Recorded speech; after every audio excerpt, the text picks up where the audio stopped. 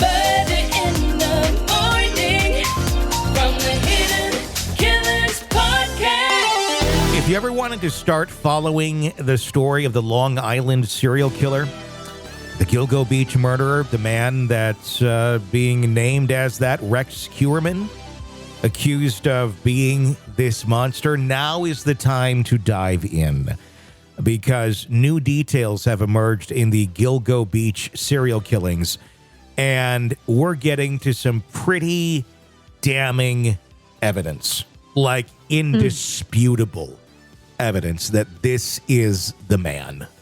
There's not a whole lot of excuses as to why some of these pieces of evidence that have been found on his property would be there connected to these murders. It's kind of an open and shut case in certain ways on the crimes that they're aware of, but this is getting more BTK-ish by the moment, and I'm wondering if this man is actually going to surpass BTK in terms of the amount of killings, and could quite possibly be one of the biggest serial killers that the United States has ever seen.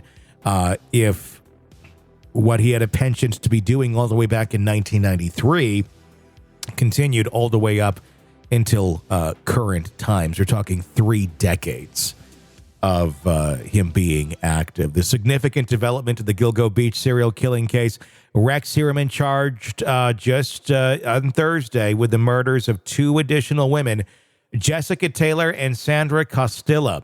This brings the total number of his alleged killings to 6. The charges announced by Suffolk County District Attorney Raymond Tierney extended the timeline of Heuermann's alleged criminal activities, with the first murder now dating back to 1993. So for perspective, The Bodyguard was a new movie in 1993. Oh God. Yeah, 93. I remember, I was 11 years old in 1993. I remember it vividly. I was my daughter's age in 1993. According to court documents, Heuermann was charged with the 2003 murder of Jessica Taylor, whose remains were discovered in Gilgo Beach and Manorville, and accused of the 1993 murder of Sandra Costilla, whose remains were found in North Sea, Long Island. The architect and father meticulously planned and executed 6 separate murders, said Tierney during a news conference on Thursday. The significant breakthrough in the case came from a digital planning document found on one of the 350 electronic devices. 350. What? Wait, whoa. What the hell are we talking about? I've got in front of me right now, I've got 2 computers, a cell phone, 2 monitors. Gosh. And I think I got a lot of shit. There's a lot of SD cards that they got out of him. So there's is that an electronic device? I don't know if it's considered an electronic device, but at least it is a, it's a piece of electronic equipment that you need electronics to get the data off of. So I guess so. And God knows what's on all of those SD cards, why you would need that many of them. It was all seized from his Massapequa Park home in New York. This document contained a checklist. This is where it gets really damning. The document that they found on one of the computers contained a checklist detailing how to package a body for transport. It was a blueprint on how to kill people, avoid leaving DNA traces, and other steps to ensure the success of his gruesome acts. This is so reminiscent of BTK. There were notes indicating steps to take next time, such as considering a hit to the face or neck and using heavier rope to the neck. Heuermann wrote about the importance of sleep to avoid, quote, problems, unquote, and to increase what he referred to as, quote, playtime. Believed to reference the sexual and mutilation acts on his victims. The planning document also included a post-event checklist with tasks to avoid apprehension, such as burn gloves, dispose of pics, and have story set. Dispose of pics? Does that mean that he was taking pictures? Well, that certainly sounds like it. And the God. fact that we have like a shitload of SD cards, although we're going back to 93. So SD cards are a product of like, I don't know, 2008, 2009, right around there. Prior to that, I mean, 93, you're on floppy disk. And you don't have digital cameras either. So I'm assuming... Talking Polaroids here? Talking Polaroids. I can't imagine it's like, hey, go drop this off at fucking Walgreens. Like Photomat. Jessica Taylor was a sex worker in Midtown Manhattan and was last seen in the same area where Heuermann worked. Taylor was decapitated and dismembered, with her remains discovered in stages over several years. DNA from hair found on a surgical drape underneath her body helped link Heuermann to her death. So we have DNA matches to these. Because I was going to say 93. How are we linking this shit up? Sandra, that wasn't the 93 one. That was the one that was, I think, 2011. Sandra Costilla, 28, found in the wooded area in North Sea, Long Island in 93. DNA evidence there also, though, connected Heuermann to the murder. Photographic images accessed by Heuermann notably and largely coincide with how the remains of Taylor and Costilla were found, prosecutors noted. Heuermann was initially arrested in July and charged with the murders of Megan Waterman, Amber Costello, and Melissa Barthelemy, all escorts whose remains were found in desolate spots near Gilgo Beach in 2010.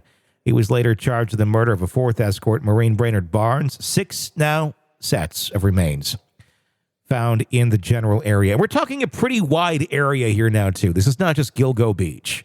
This is all up and down the coastline. We still don't know what's going on in Nevada, where he had property, and there's question about that. In court Thursday, Heuermann pled not guilty to the new charges. His defense attorney reiterated his innocence. Heuermann remains in custody without bail and is scheduled to return to court July 30th. Can you imagine being the attorney for this guy? It's like, oh, fuck. Like, this was on your computer? Like, literally a fucking guide to murdering people and your playtime, and it talks about your fucking blueprint? Oh, my God. I think at some point you got to have the conversation here of you're going to have to plead and hope to God they don't kill you. Now, New York does have the death penalty, but they have not used it forever. Let's drag that out of the closet. Let's reinstate that shit. Well, the other thought I have on this, and I brought this up to Bob Motta today when I was talking with him, was this is crossing state lines now at this point as well. We're in New York, we're in New Jersey. This could be a federal case. Now, they're not going to necessarily want to interrupt the local investigation and bring the feds in because the locals seem to be doing a pretty good job with it right now. But if they ever wanted to, this could be a federal case, and then you could have a federal death penalty attached to it as well. Could we televise it? Because I'd like to see this guy fry. Well, I think the question is, when will this ever make it to court, if it does? I mean, he's going to have to plead, or if this does go to trial, this is an ongoing investigation, and they just started digging deeper and deeper, and they're finding more and more shit in his house. So they're going to probably keep uncovering a lot more bodies. I think we're going to go far beyond 11. I think we're talking into the, I don't even know. But we're talking this guy being as active as he was for all these years. We're talking a lot of bodies here. So at what point do we stop and say, okay, time to charge you for all of these? And there's all these other ongoing investigations into these other ones, which will still take quite a bit of time. And then we go back and charge you again with more, or what do they do? At some point, there's no one that's going to represent Rex Heuermann. I mean, other than a public defender, because it's such a damning case. And there's nothing, you can't defend him. He's really not defendable anymore after everything that we know. The only argument you have is that the police made this shit up and that they planted the evidence and that it's all fake, which is just not a fucking valid argument. No, we've got dead bodies and now DNA the and references hair? that they've got the DNA, they've got the dead bodies, and now they've got his blueprint that matches what the body condition looks like. And so you got child porn in the basement. The pieces are coming together. Yes, they're very much coming together. Here's another fine little piece to the timeline. 93, He married Asa in 96. So she would have been present for basically all of the 3 decades of this, not including where he would have been in his early 30s, where the 93 murder took place. So my question is, 3 decades. No idea any of this is going on, really. Okay. Sure. People can have cognitive dissonance. They can put their head in the sand, and maybe that's what she did. Who the fuck knows? Why the fuck you'd want to be with a man like Rex Heuermann to begin with is a whole other question, unless you got your own pile of shit going on and you're just kind of like, well, we'll put up with each other's shit. I don't know. But I don't know. I don't know. She's been charged with nothing. She is innocent as of right now. But there's stats on serial killers, and like good, I believe like 25% roughly have an accomplice at some point in time when you're at this level of depravity and numbers of deaths. And her hair was found on some of the victims. Now, again, that can be explained, kind of.